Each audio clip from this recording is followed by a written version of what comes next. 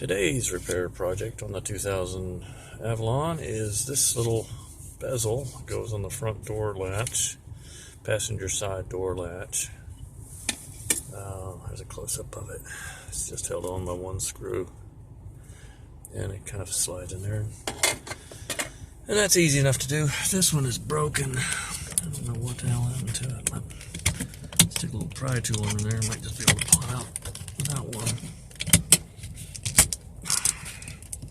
Well, there it goes. There it comes right there. You can see it's busted. It's like that when I got the car. It looks like somebody over torqued this. You can see that screw hole's all shattered, busted. And the screw is actually still in there. Yeah, you can see it. Right there. This will be super easy. Just take that screw out, put the new one in, put the screw back in, done. The second one, which will be a little bit more difficult, is this switch. You can see this switch is broken.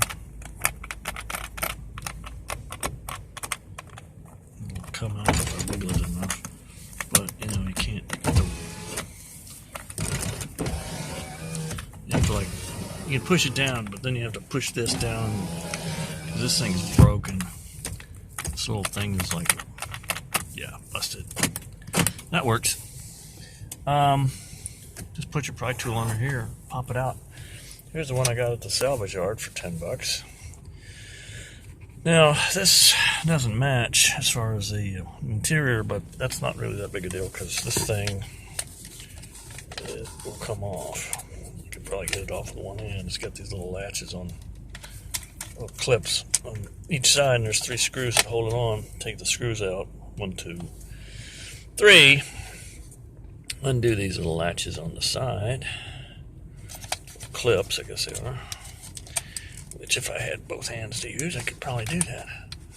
Anyway, you get the idea.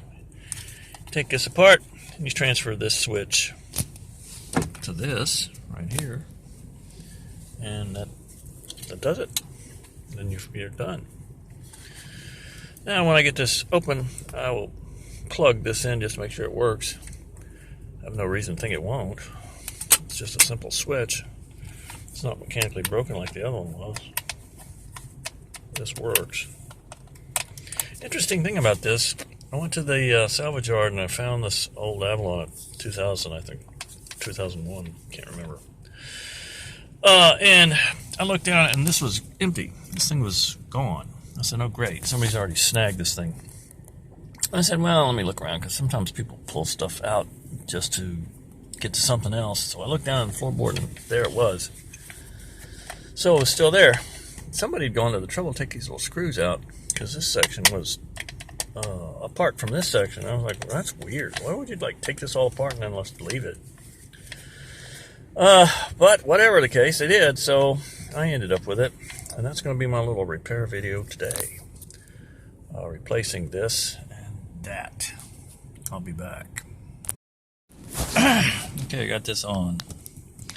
It was not exactly difficult, but it was a little more involved than I thought. The way this lock works, it's an electric lock. I mean, it's, power lock, so you got to put this thing on in a certain way in order to get this to where this lock button will move freely when you push the button on the power lock module. After a bit of a fiddling with it, I got it to work, so that's that. There's a little hole where this used to go. Something you should know, taking this out. Don't take it out from the side. Don't pop it up from the side. Pop it up from the back, because that's where the clasp is that holds it in, this metal thing right there. The front is like a pivot point. So this just kind of goes in there like this and then pivots down. And that's how you get it in. Well, when I got this loose, I pried it on the edge right here. And then I heard something go pop back here, so I might have broken some plastic. Oh well, every war has casualties. I tested this new button and it works. Our new switch. I'm getting ready to go take it out. the old one and put it in. As you can see, the old one's like busted. Little toggle thing falls out. So I'll be back after I've done that. After I've switch them over, I mean. Okay, success. Basically, it's take 3 screws out, take the old one off this, put it on that, and then just push this back in and snap it into place. As you can see, it's solidly in there.